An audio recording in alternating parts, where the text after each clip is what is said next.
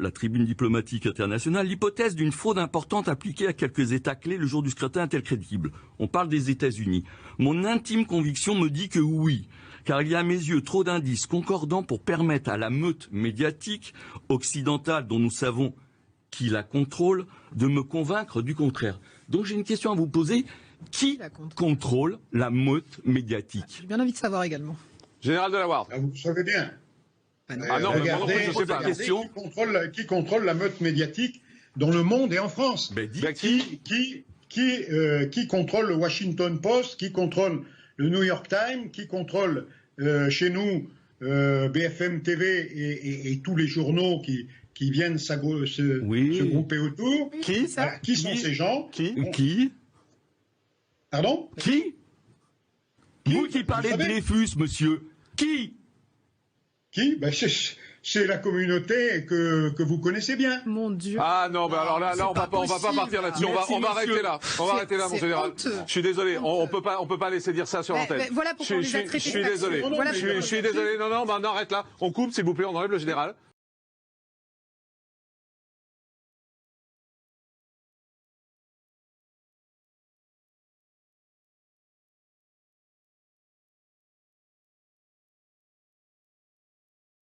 Les gens qui ne sont pas confortables avec cette identité nationale, la façon dont elle s'exprime et la façon dont elle s'exprime, ils n'ont qu'à sortir de notre pays. Il faut criminaliser l'idéologie. Il y a une guerre idéologique qui est à mener.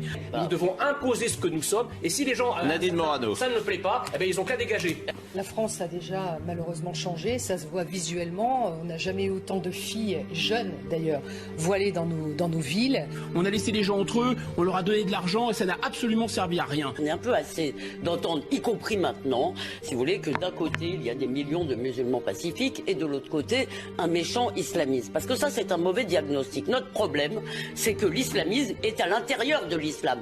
Si vous ne combattez pas, si vous voulez, ce que d'ailleurs le président appelait le séparatisme, et si vous ne reconnaissez pas qu'il concerne beaucoup de musulmans qu'on pense passifs, Nous avons un problème encore plus grave et encore plus massif, c'est qu'il y a plein de gens qui ont la nationalité française. Ils sont juridiquement français comme vous et moi. Ce qui prouve bien qu'ils ne sont pas, ils sont pas compatibles avec notre mode de vie, qui est la liberté d'expression. Il faut que ces gens sortent de la société. Je veux dire, maintenant nous avons sur notre sol des millions de gens, si vous voulez, qui refusent, qui détestent la France. Il faut le dire comme ça, qui détestent son histoire, ses valeurs, notre mode de vie. Ce mode de vie.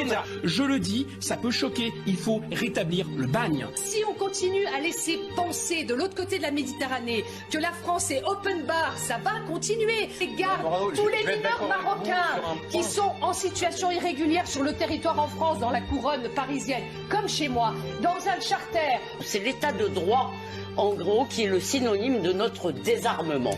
Et que nous sommes ligotés par notre droit de l'homisme, englués. Si vous voulez, que les droits, c'est toujours pour ceux qui nous attaquent.